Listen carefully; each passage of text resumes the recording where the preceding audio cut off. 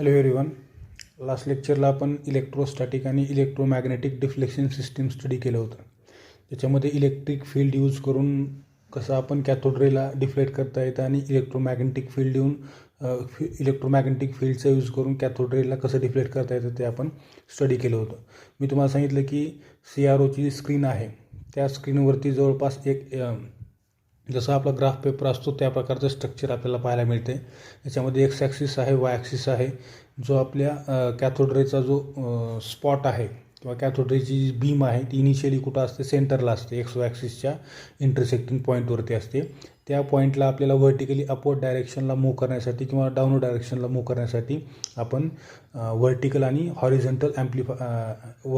Horizontal deflection सिस्टीमचा use करतो.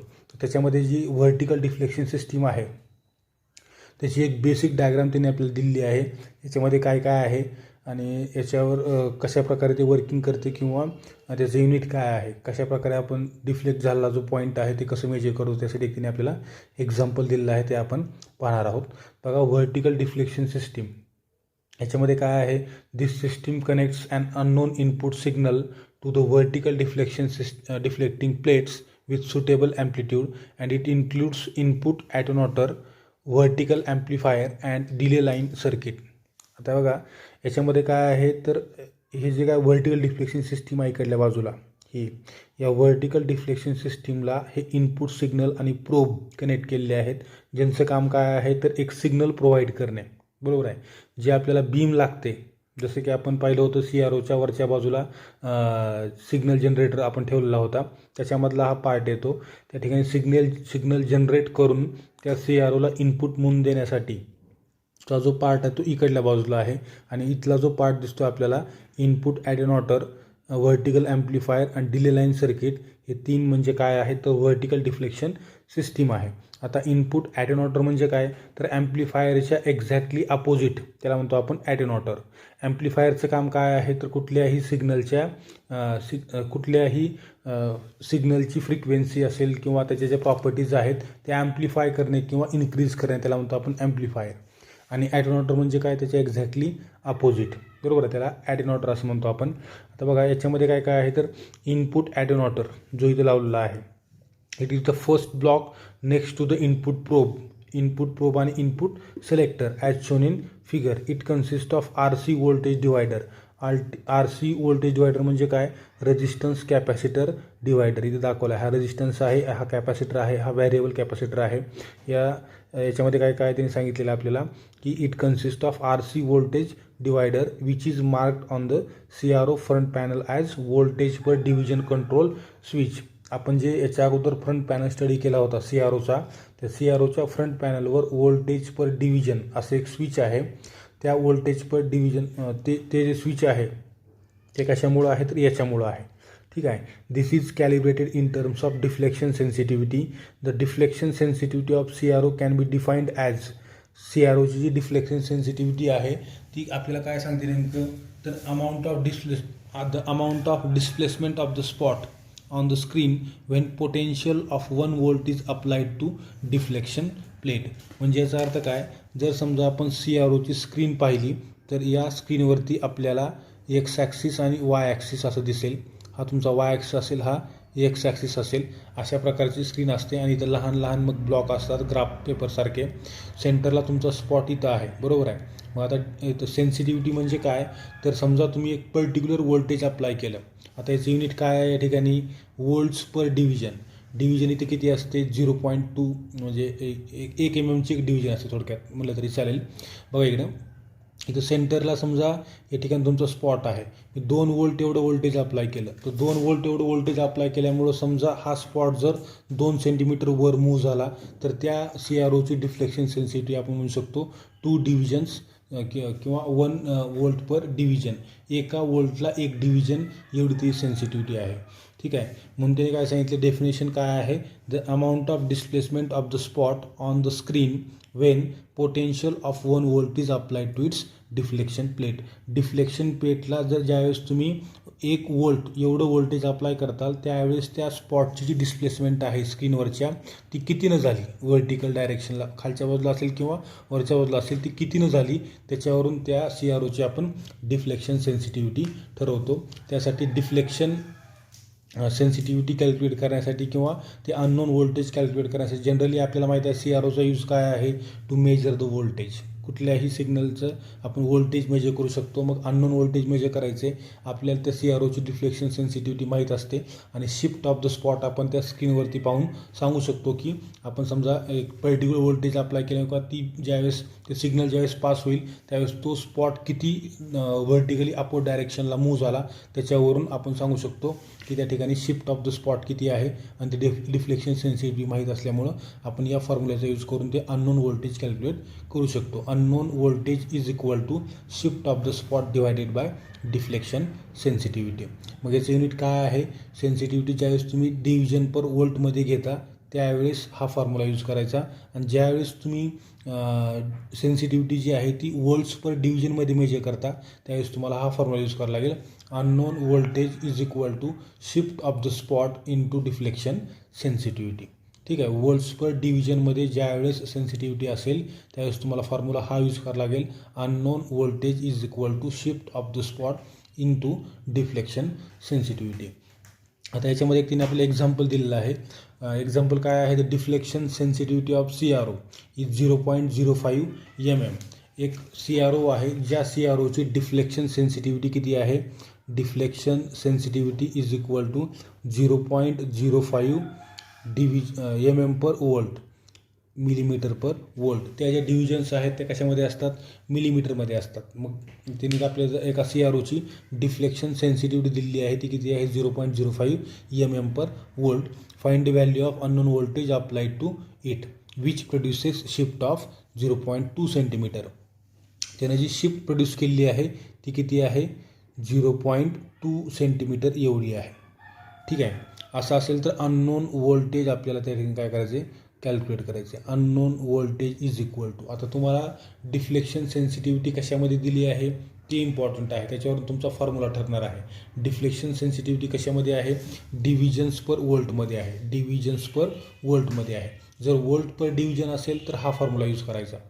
बरोबर आहे, कशामध्ये आहे ती आहे MM पर वोल्ट म्हणजे डिव्हिजन्स पर वोल्टमध्ये आहे. मग unknown voltage is equal to आपला जो फॉर्म्युला येणार आहे तो आपली डिफ्लेक्शन सेन्सिटिव्हिटी ही डिव्हिजन पर वोल्टमध्ये असल्यामुळं हाच फॉर्म्युला येईल, शिफ्ट डिवायडेड बाय किंवा shift of the spot divided by deflection sensitivity.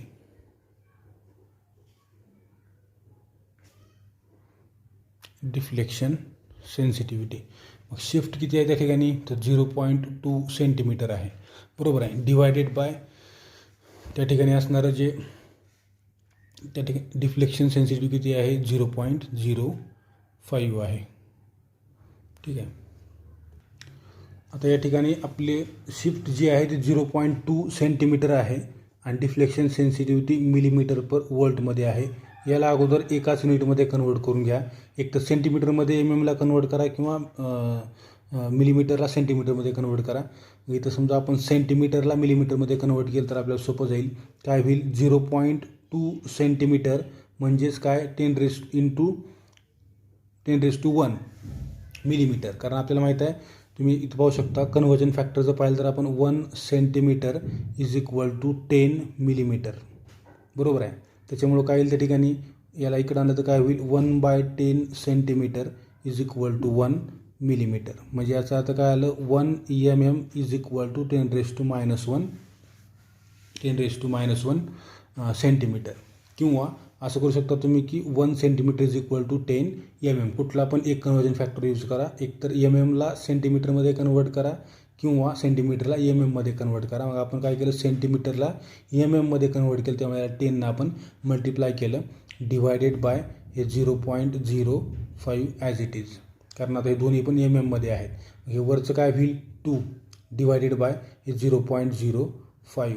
याचं डिवायडेशन काय होईल, 2 डिवायडेड बाय याचं 2 पॉईंट मी इकडं आणतो, काय होईल 5 × 10⁻² होईल. -2 वर घेतला तर 2 × 10⁻² म्हणजेच 100. 10⁻² म्हणजेच 100 डिवायडेड बाय 5. मग काय या ठिकाणी 200 डिवायडेड बाय 5 म्हणजेच 40 वोल्ट्स. 40 वोल्ट्स तुम्हाला काय मिळालं त्या ठिकाणी अननोन व्होल्टेज मिळालेलं आहे. हे काय आहे अननोन व्होल्टेज. अशा प्रकारे आपण डिफ्लेक्शन सेन्सिटिव्हिटी माहीत असेल आणि त्या ठिकाणी स्क्रीनवर दिसणारी जी शिफ्ट आहे ती शिफ्ट आपल्याला आपण जर मेजर केली तर आपल्याला अननोन व्होल्टेज कॅल्क्युलेट करता येते. ठीक आहे, हे झालं इनपुट ॲटेन्युएटर. आता याच्यानंतरचा जो पार्ट आहे त्याच्यामधला तो सेकंड पार्ट म्हणजे कुठला, व्हर्टिकल ॲम्प्लिफायर आहे.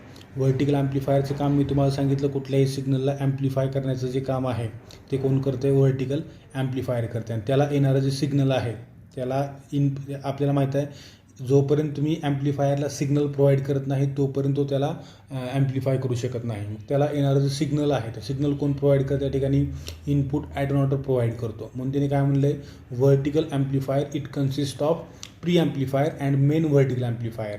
जो व्हर्टिकल ॲम्प्लिफायर या ठिकाणी यूज केलेला आहे त्याच्यामध्ये काय काय आहे तर आतमधल्या बाजूला एक प्री ॲम्प्लिफायर आहे आणि मेन व्हर्टिकल ॲम्प्लिफायर आहे. And input attenuator sets up the gain of vertical amplifier. म्हणजे याचा अर्थ या व्हर्टिकल ॲम्प्लिफायरला जे इनपुट सिग्नल येणार आहे ते कोण प्रोव्हाइड करते, हा इकडला सेटअप करतो किंवा इनपुट ॲटेन्युएटर प्रोव्हाइड करतो.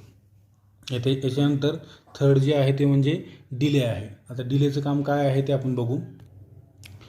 बघा, delay line it is always included in the vertical deflection system to synchronize with horizontal deflection system.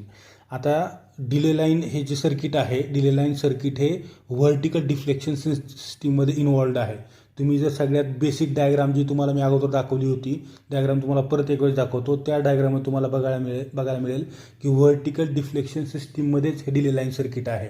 याचं काम काय आहे तर दोन्ही डेटांचा थोडक्यात सिंक्रोनाइज म्हणजे काय, थोडक्यात एक मेळ घालणे. थोडक्यात म्हणजे काय, ज्यावेळेस तुम्ही स्क्रीनवरती पाहता, तुम्हाला पुढचा जो पार्ट आहे याच्यामध्ये बघत असताना तुम्हाला समजेल की स्क्रीनवरती एकाच वेळेस समजा आपण त्या स्पॉटला मुवमेंट दिली व्हर्टिकली अपवर्ड डायरेक्शनला. म्हणजे थोडक्यात समजा मी असं केलं, त्या स्क्रीनवरती स्पॉट मला इथं पाहिजे कुठंतरी, बरोबर आहे. आपण जनरली काय करतो, समजा फक्त मी हॉरिझॉन्टल सिस्टीम यूज केली तर काय होईल, तो स्पॉट एक्स ॲक्सिसवर मूव्ह होईल. समजा व्हर्टिकल मूव्ह केली तर फक्त याच्यावरती मूव्ह होईल. मला स्पॉट इथं पाहिजे, बरोबर आहे. म्हणजे तो कुठं आहे, व्हर्टिकली त्याचं काहीतरी डिस्टन्स आहे आणि हॉरिझॉन्टल पण आहे. या दोन्ही सिस्टीमचा जो एक प्रकारचा मेळ घालण्याचा प्रयत्न किंवा त्यांचं जे कॉम्बिनेशन आहे ते कॉम्बिनेशन करून येणारा जो रिझल्ट आहे तो रिझल्ट इथं काय होते बघा, horizontal system has number of circuits. Horizontal system जी आहे तुम्हाला दाखवतो परत एक वेळेस डायग्राममध्ये, त्याच्यामध्ये नंबर ऑफ सर्किट आहेत, कुठले कुठले आहेत ते पण दाखवतो. टाईम बेस्ड जनरेटर आहे किंवा नंबर ऑफ ॲम्प्लिफायर्स आहेत. त्याच्यामुळं काय होते, horizontal deflection system has number of circuits as shown in the block diagram. It takes up an extra time about 80 नॅनोसेकंड्स. त्याच्यामुळे त्याच्यावरती प्रोसेस करायला, तिथे जे इनपुट आलेलं आहे त्या इनपुटवरती प्रोसेस करायला हॉरिझॉन्टल डिफ्लेक्शन सिस्टीमला 80 नॅनोसेकंडचा डिले होतो, म्हणजे उशीर लागतो त्याच्यावरती प्रोसेस करायला as compare to vertical deflection system. मग व्हर्टिकल सिग्नल अगोदर जातील आणि मग हे तुमच्या हॉरिझॉन्टल सर्किटचे हॉरिझॉन्टल डिफ्लेक्शन सिस्टीमचे जे सिग्नल आहेत ते लेट येतील, बरोबर आहे. मग असं होऊन चालणार नाही.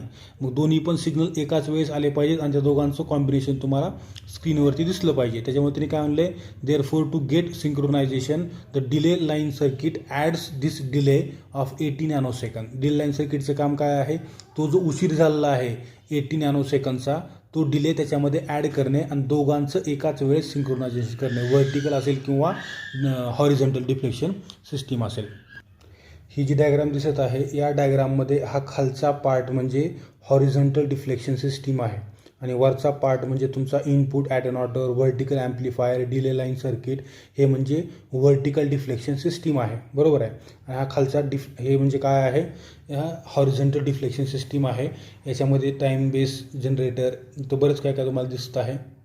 त्याच्यामुळे त्यांनी सांगितलं की इथला जो डिले आहे तो डिले ॲड करण्यासाठी आणि व्हर्टिकल आणि हॉरिझॉन्टल या दोन्ही डिफ्लेक्शन सिस्टीमचे इनपुट एकाच वेळेस सिंक्रोनाइज करून स्क्रीनवरती दाखवण्यासाठी डिले लाईन सर्किटचा यूज होतो, जो व्हर्टिकल डिफ्लेक्शन सिस्टीममध्ये इथे कनेक्ट केलेला आहे. ठीक आहे, या ठिकाणी थांबू आपण. नेक्स्ट पार्ट आपण नेक्स्ट व्हिडिओला बघू. थँक्यू.